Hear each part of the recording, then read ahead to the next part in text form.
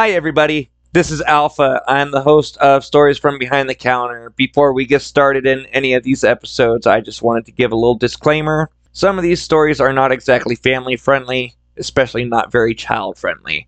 Some of them do use some strong language. Some of them do talk about some rather vile things sometimes. Others is just not exactly something some people might want their children or anyone else around them to hear. Not exactly public friendly.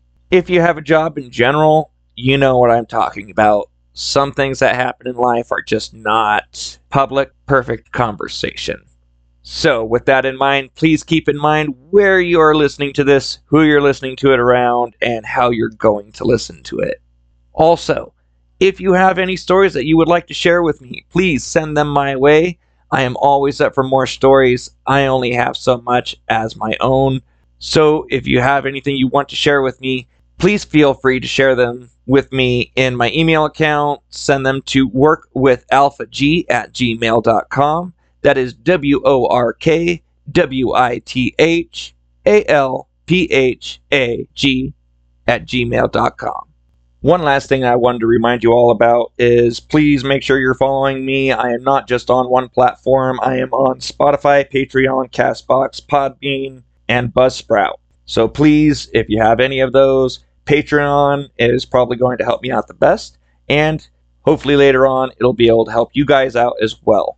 For $1 a month, you'll be getting ad-free episodes, as well as later on I'm hoping to be able to do Q&As, just be able to talk with you guys, one-on-one conversations, group chats, whatever.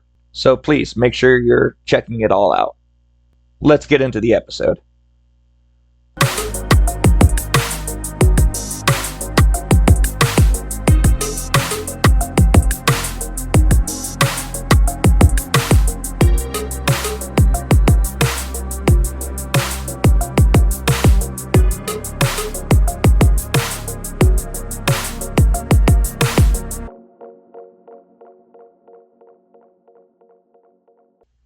Hey everybody, welcome back. This is Stories from Behind the Counter, and as always, I'm Alpha.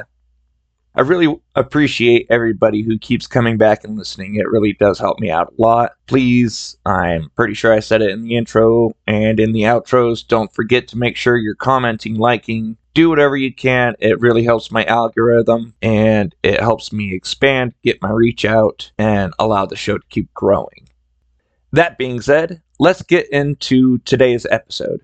The first handful of stories I have is from a very close friend of mine. She's more like a sister to me, so I'm just going to call her Sissy. This first story is Sissy and the Golf Club Man. Sissy starts out by saying, I was working the second shift at a gas station with my coworker when this happened. We'd often get homeless people hanging around outside, and there was one woman who would show up pretty frequently. She wasn't very pleasant. She'd yell at people who tried to help her, but even then, I'd still offer her food or something to drink whenever I saw her. One day, while I was sitting near the building, a man walked up and started yelling at her, screaming horrific threats. He was screaming at her like he's going to beat her. I heard the commotion from inside and went outside to see what was going on. That's when I see him. He's shirtless and holding a golf club. Tools are strapped around his waist, and a dog is by his side. You could tell he was high on something. He was swinging the golf club around, still yelling at her. I got in between them. Not my smartest move, I know, but I couldn't just stand there. I told her to go inside while I tried to calm him down. I spoke firmly, but tried to keep my tone steady, telling him that he needed to leave and that he was scaring people. Even his dog was scared of him. He hid behind my legs while the man just kept yelling. The next thing I remember was a sharp pain. He had hit me across the face with the golf club. Before I could even react, a customer pulled me inside while another checked my face for any broken bones. My coworker called the police and had me sit in the back office until they arrived. Unfortunately, the man had already left by that time, and all they said was, call if he comes back. Real helpful. Well, lucky us, around 9:45 p.m., about 15 minutes before my shift ended, he did come back. This time, he was even more agitated and clearly more strung out. My fiancé, at the time, had already come by to pick me up and grab some snacks before we left.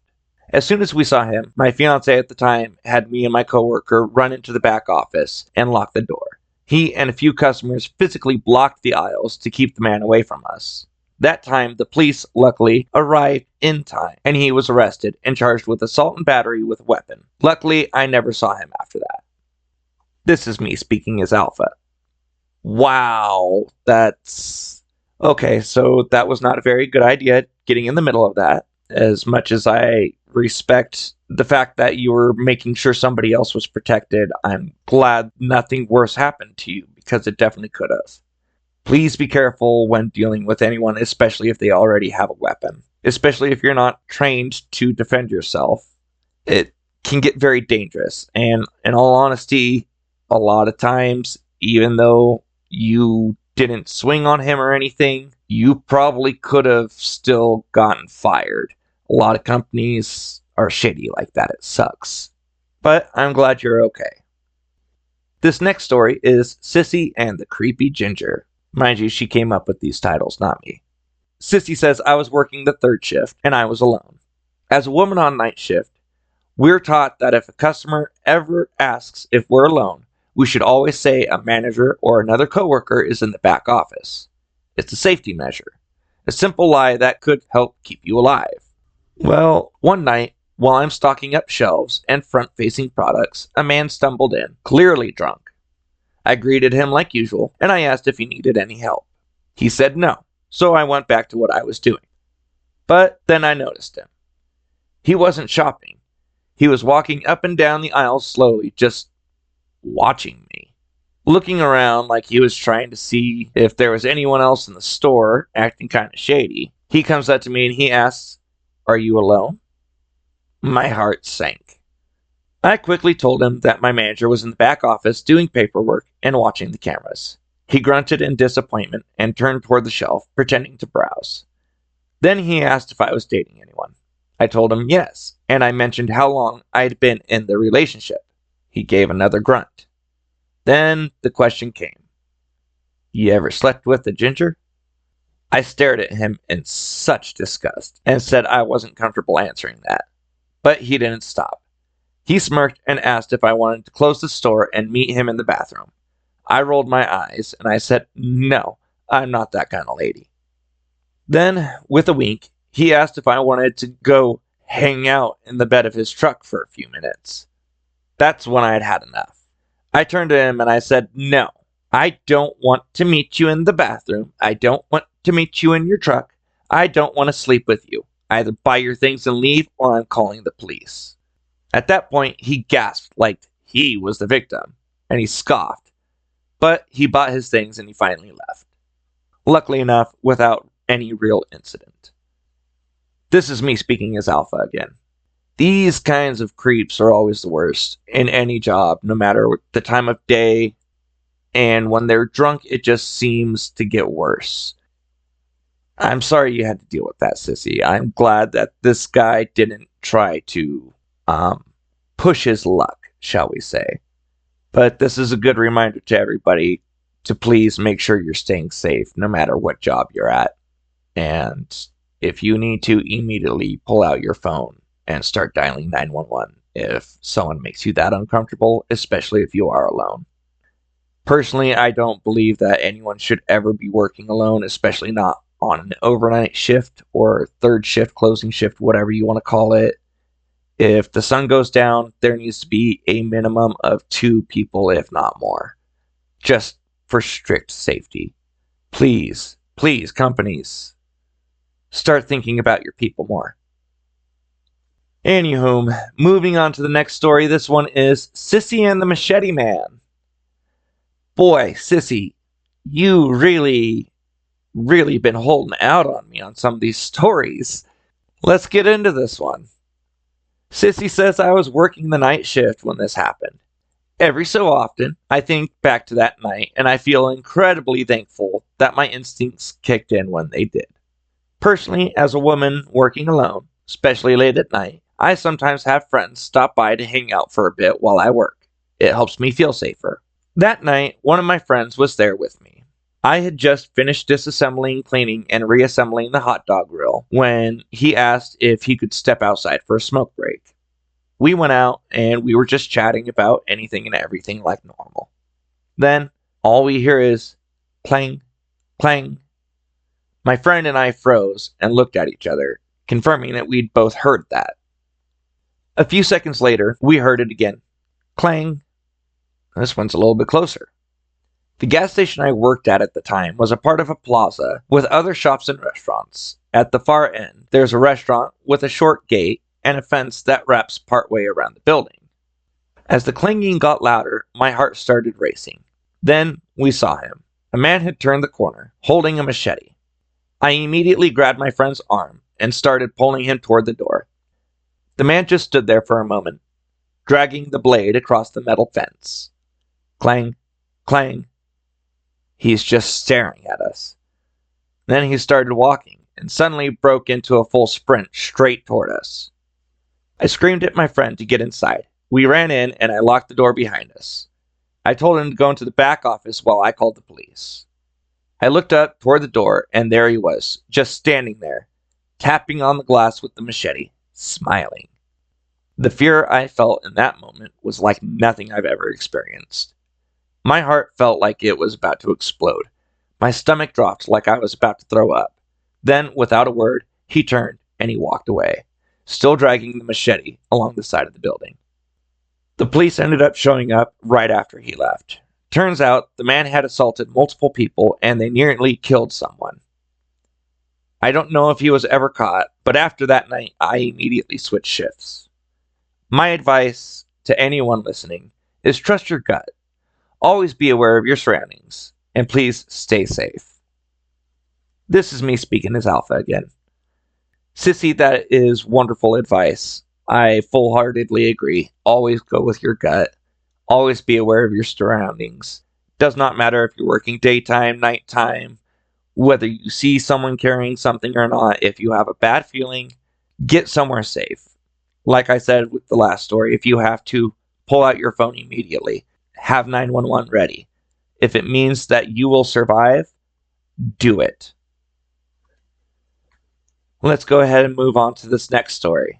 This one is Sissy and the Broken Bottle. Sissy says I was getting ready for my third shift. My boyfriend worked at a grocery store nearby, so I'd drop him off, go home, go to sleep, then come back to work. He often stopped by before my shift to hang out for a bit.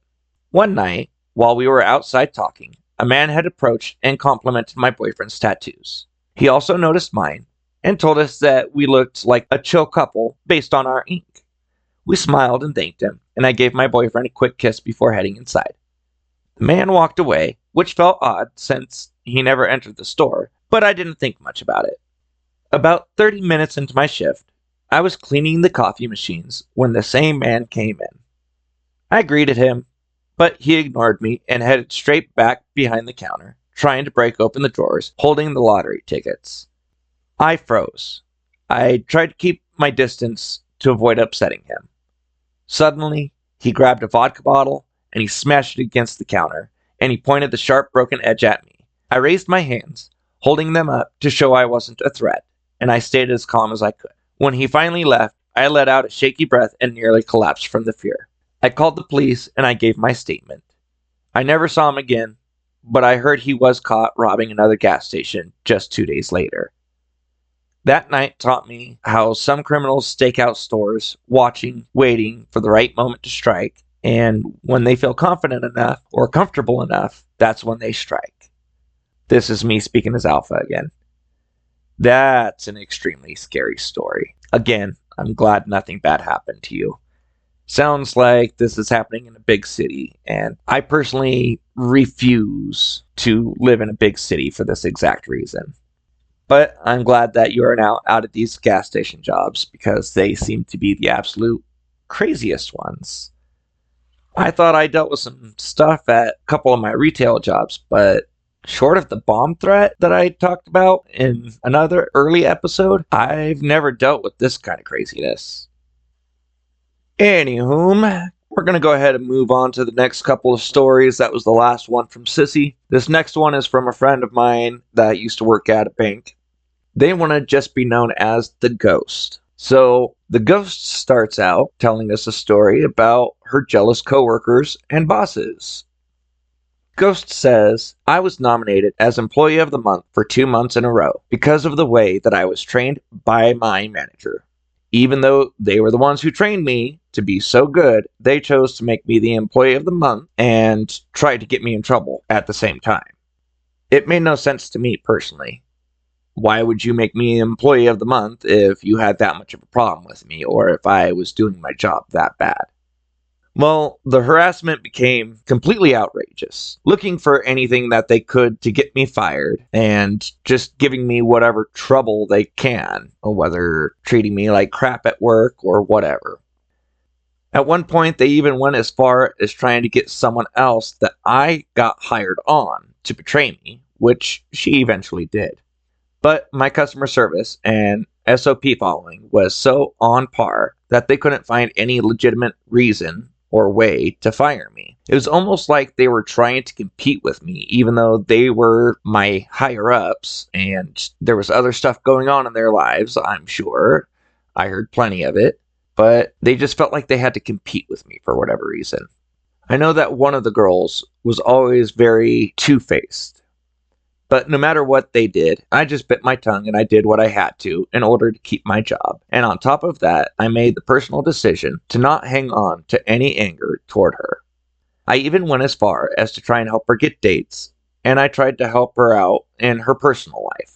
Whenever she needed to vent, she had stuff going on outside of work, whatever, I was there for her. But no matter what I did, she just never seemed to be trying, at least not in a good way. At one point, they tried to get me in trouble for helping out other people at the bank by handing off some of my extra accounts that I had incurred throughout the month. There were other people who didn't get as many accounts, brand new, opened up, no big deal. I don't need that much of a workload, they need other accounts to meet quota, so I handed off a few of my accounts. Well, they had a big problem with that. There were also times when I'd have to sit down at the help desk to help other customers, either because the customer had some reason that they had to sit down, or I had my own medical issues going on, and so every once in a while I'd need to sit down, especially if it was going to take a while. But they eventually took the chairs away, and they told me that my doctor's notes weren't good enough, and that I was just abusing the privilege. So she took away all the chairs for all the employees, just to ensure that I couldn't sit down. It didn't matter. This bank was awful. But I'm out of there now, and life is good. I hold no ill will toward anyone there. Everyone has something going on in their lives all the time, whether they tell people about it or not. I knew some of what was going on, but I'm sure that there was still a lot more to the picture than what I either saw or heard myself. So I just try to let it go and let everyone live their life without holding any grudges or holding on to any anger toward anyone else. This is me speaking as Alpha again. Ghost, I think that was the best way you could have handled it. Sadly, a lot of jobs suck in this aspect, where even though there's the people who hire you on, train you, make you pretty much the best you can be, and they want to act like there's something wrong with you. Either they feel threatened by you, and they feel like you're going to try and take their job or something, I don't know. But overall, I believe you handled it well. And I am very glad that you're out of the bank work now, or at least away from these people. Keep staying positive and keep living your life just the way you are. You're an amazing person. This next story is also from the Ghost. The Ghost says, this story is about the crazy husband that tried to get me in trouble. When I was working at the bank, I had a customer that came in very regularly that I actually rather liked. She was a nice, sweet old lady, never had any problems with her. But one day, her husband came in instead and withdrew money, and he went back home to tell his wife that I'd give him a list of everywhere that she was spending all of his money, end quote. Now, the man was an account holder. It was a shared account between husband and wife, so if he comes in asking to do anything, withdrawals or whatever, he had full permission. Not much I can do about it. But after he goes home and he tells his wife that I gave him a list of everywhere she was spending, quote unquote, his money, The wife came in and tried to get me fired for the accusations. I had to try and explain to her that I did not tell him anything of the sort, but that if he was an account holder, like he was, that he could ask for a printout of statements, and that was between him and her.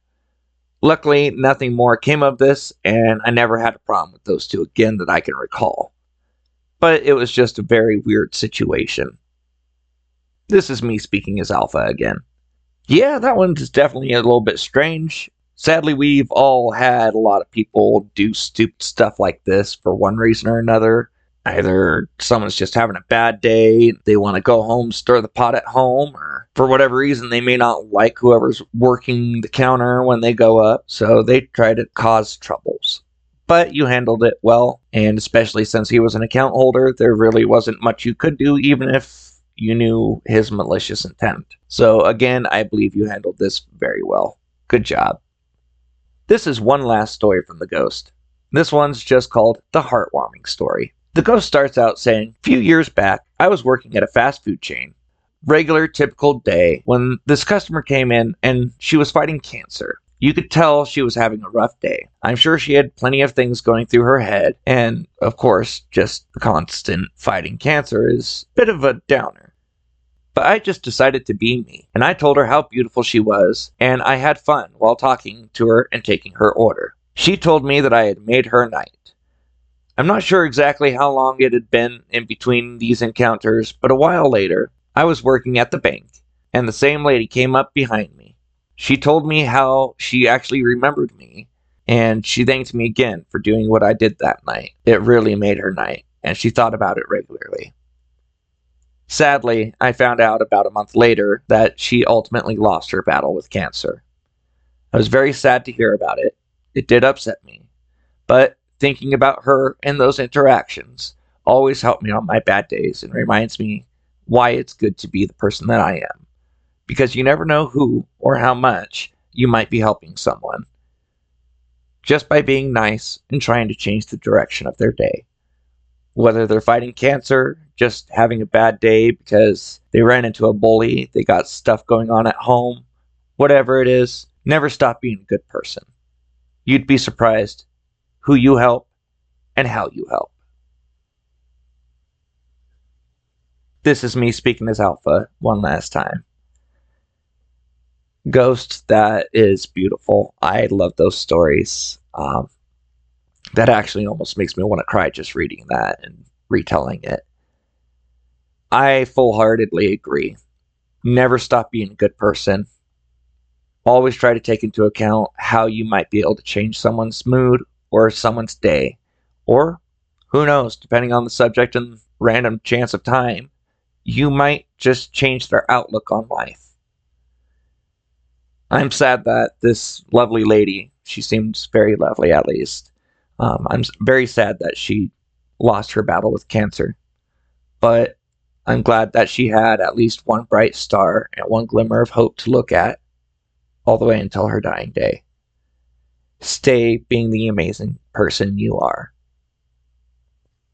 And on that note, I think we're going to call this an episode. Thanks again for listening, guys. Obviously, I try to keep everyone's identities safe so that they can be protected so there's no backlash from any of these companies or anyone else for any reason whatsoever. So for everyone sending in their stories, I thank you.